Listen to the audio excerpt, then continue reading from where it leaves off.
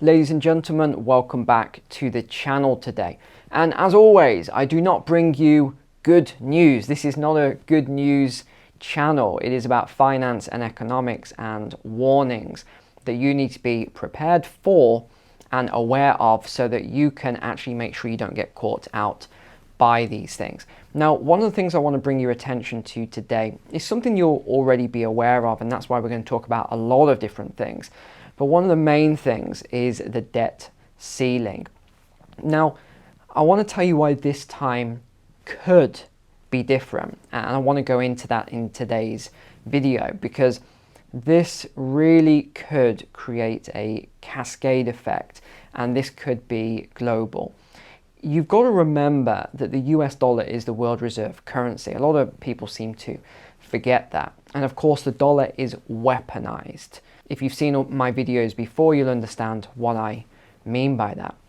And the majority of dollars that are in existence live outside of the USA, mainly in other countries' central banks. Like Japan is the biggest bondholder, you have the UK, we are a large bondholder, and lots of other countries like that.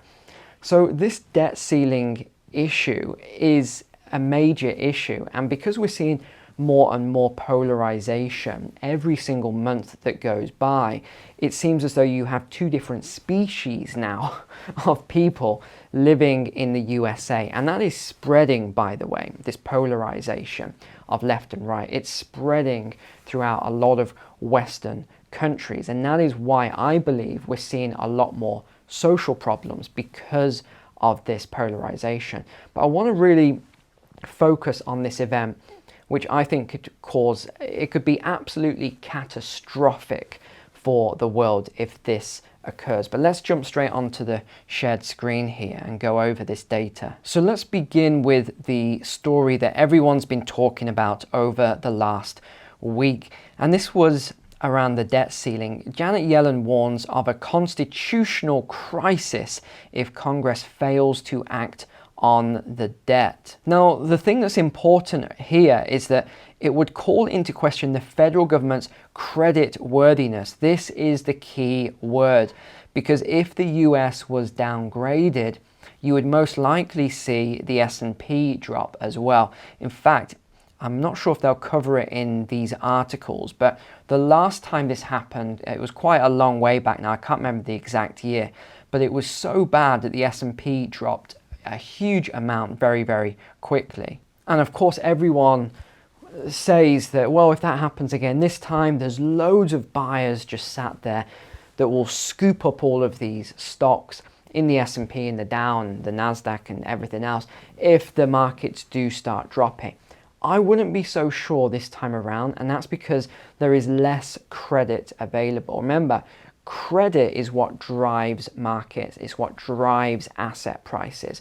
Why are we seeing this sort of stumbling block at the moment, or a reduction, very slight, but a reduction at the moment in many asset prices?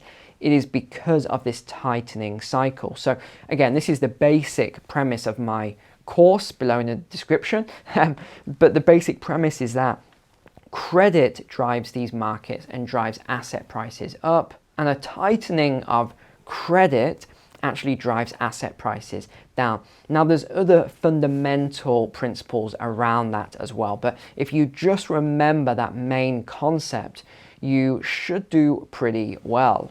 Yellen sounded the alarm over possible financial market consequences if the debt ceiling is not raised by early June. So what they are saying is by the 1st of June, the US government will default on their debt if the debt ceiling is not raised.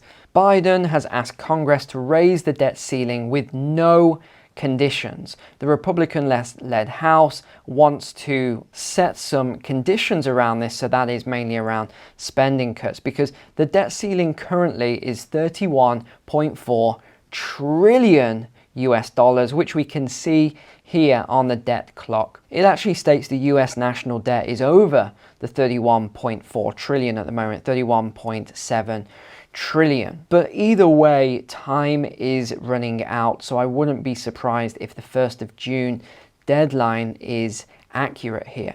But if you just look at the spending, this is just wild. It is out of control. You look at debt to GDP ratio here, 120%.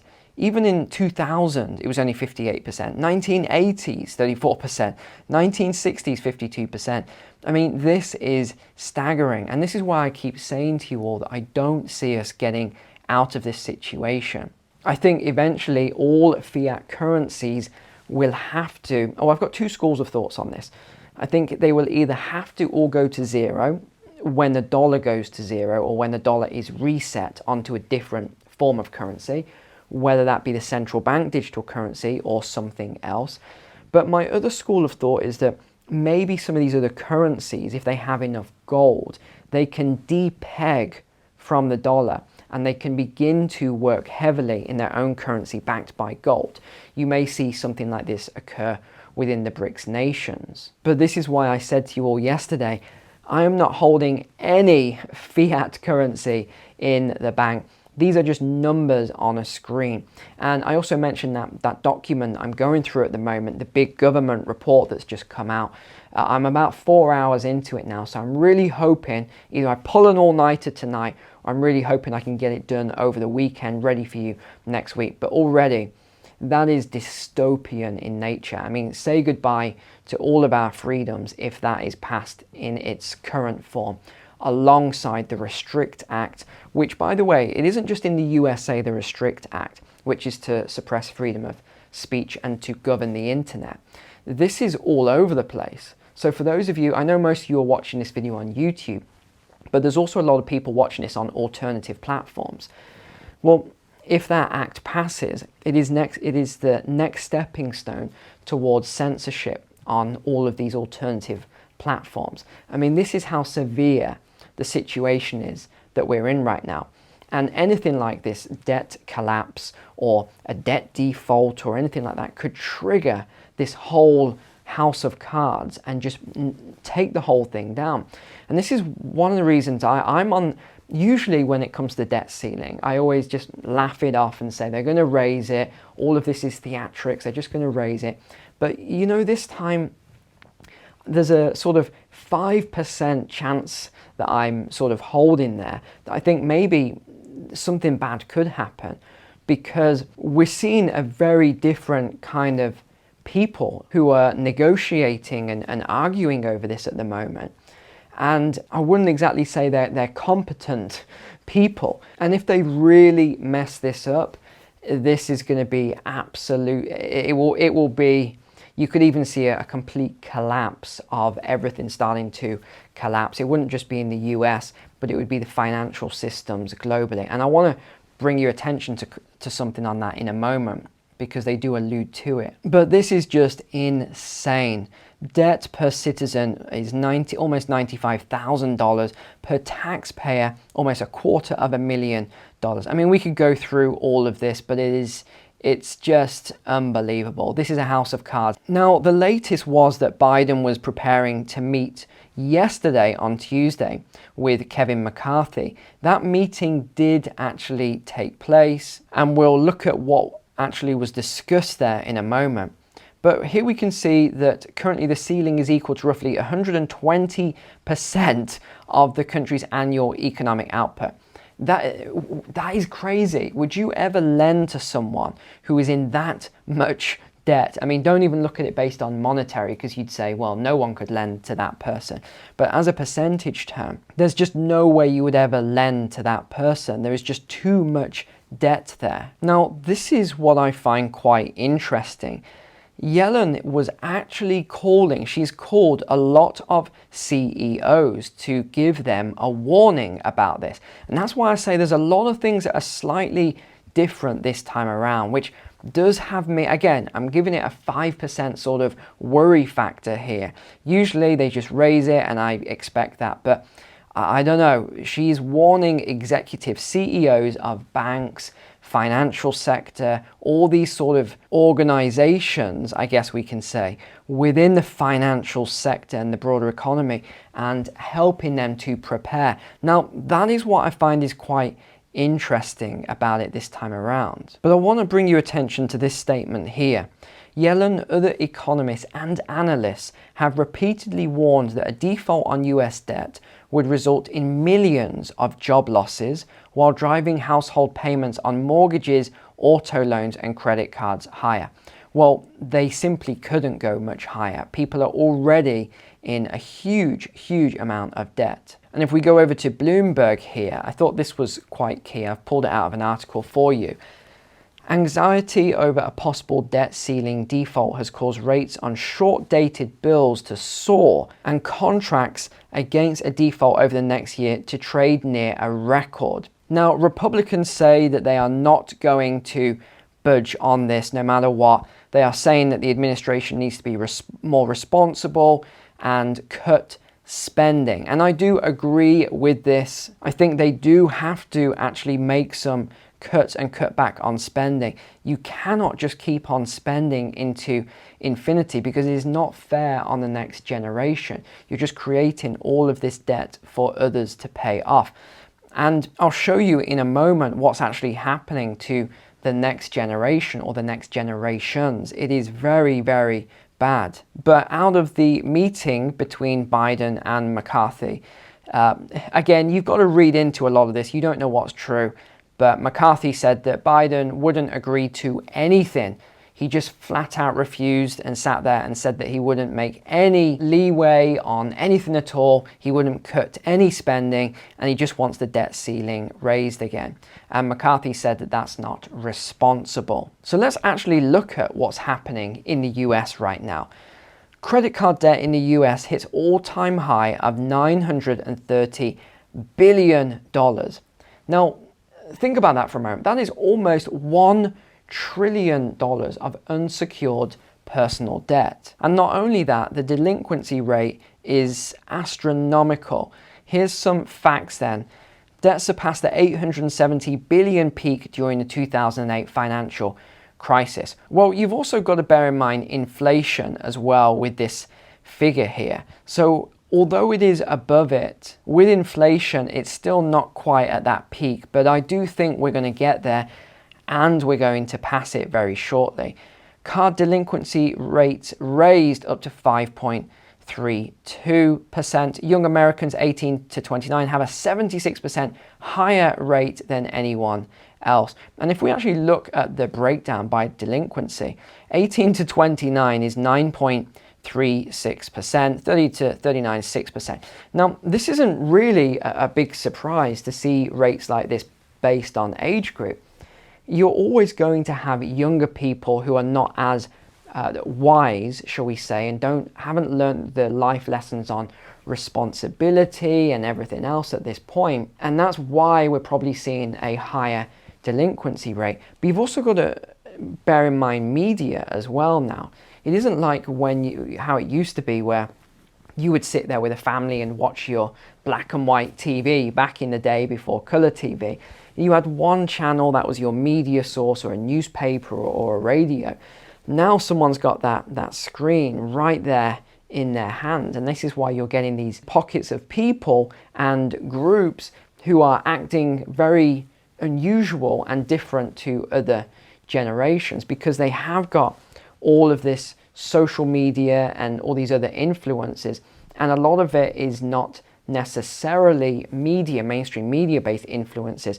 A lot of it could be other people and other groups. And when you get groups together, some of the groups that might be quite crazy, they get even more crazy. That's what happens when you bring together a group of crazy people. Now, add on top of this a disdain for older generations and media influences via advertising, and you have a recipe for disaster. In fact, if we just look at Gen Z, look at this statement: cost of living concerns leading 40% of Gen Z to work multiple jobs. That is what's happening now. And this is interesting when we look at the Fred data and we look at the personal savings rate here. And I just want to talk you through this a moment, because it is a little bit unusual with this spike here, and I want to just explain what happened.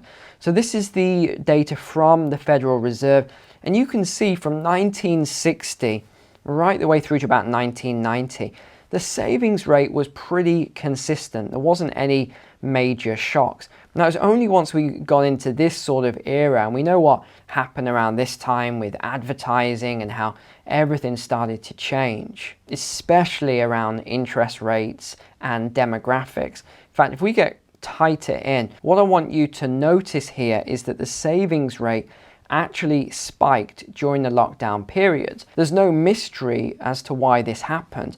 This was stimulus payments. They got paid into people's bank accounts and the savings rate increased. Then as people spent it, the savings rate dropped, and then you had more stimulus. But what happened after that?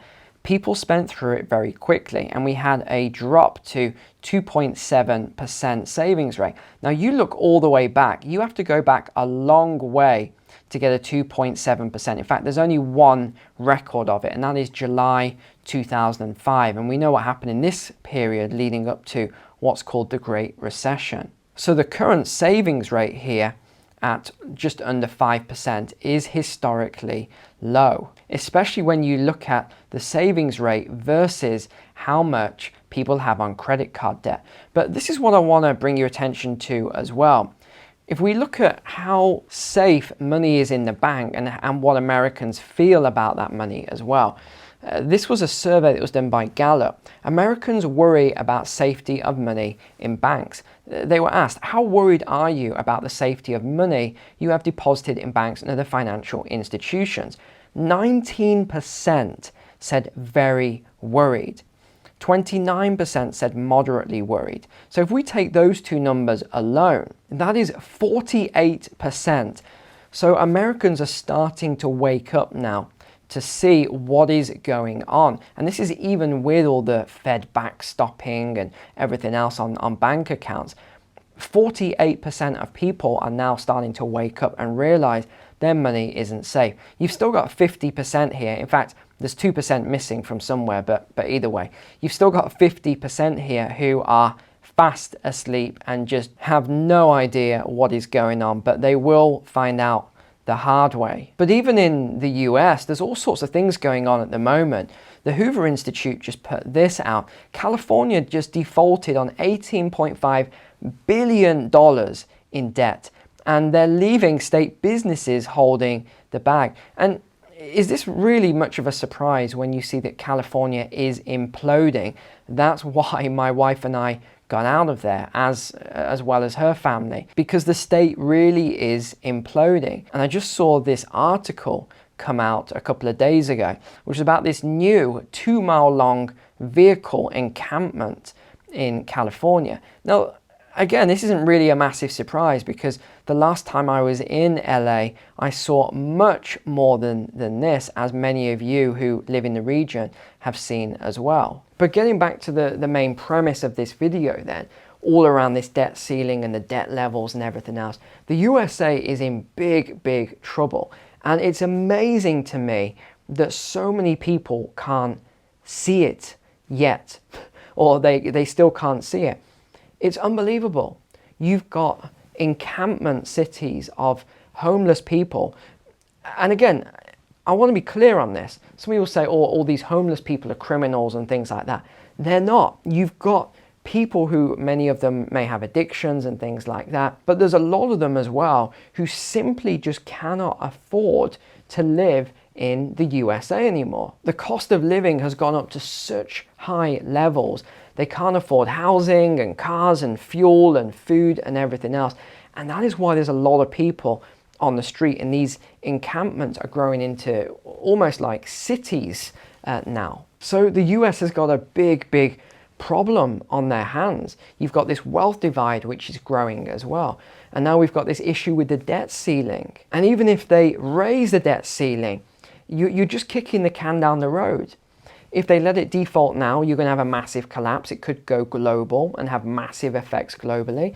If you kick the can down the road, you're just making the bubble bigger and bigger and bigger. Eventually it's going to burst, and there's just no way out of this. So make sure you are positioned very carefully so that if something does start to crack, that you're not going to be running for those asset classes when it's too late.